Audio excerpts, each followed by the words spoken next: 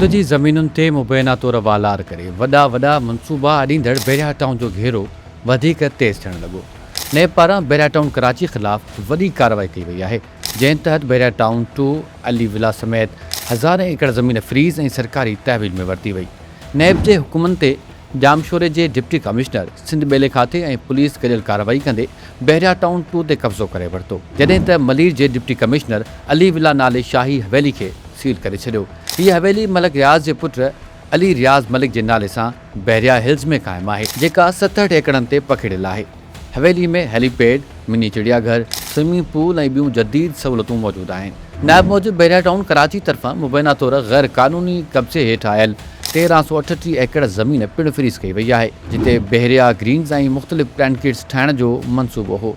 नैब जो चवणु आहे त इहा ज़मीन असल में सिंध हुकूमत जी मिल्कियत आहे। इन खां अलावा बैरिया टाउन 2 जी 3150 एकड़ ज़मीन बि मुंजमिद कई वई आहे, जंहिं बाबति इल्ज़ाम आहे त इहा धोखे सां ख़रीद कई वई हुई। नेब लाॻापियल अख़्तियारनि खे हिदायत कई आहे त बैरिया टाउन कंहिं बि टीं धुर खे ज़मीन मुंतक़िल न करे सघे। इदारो अॻी एहतिसाब अदालत कराची में हिकु रेफरेंस दाख़िल करे चुको आहे, जंहिंमें मलीर ज़िले जे 17,672 एकड़ सरकारी ज़मीन जी गैर क़ानूनी तब्दीली ऐं अरबें रुपयनि जी खुर्द-बुर्द जा इल्ज़ाम शामिल आहिनि। नैब जो इल्ज़ाम आहे त कुझु सरकारी ऑफिसरनि जी मिली भगत सां कानून जी भञकड़ी कंदे M9 मोटरवे भरिसां बैरिया टाउन कराची जो मंसूबो क़ाइमु कयो वियो।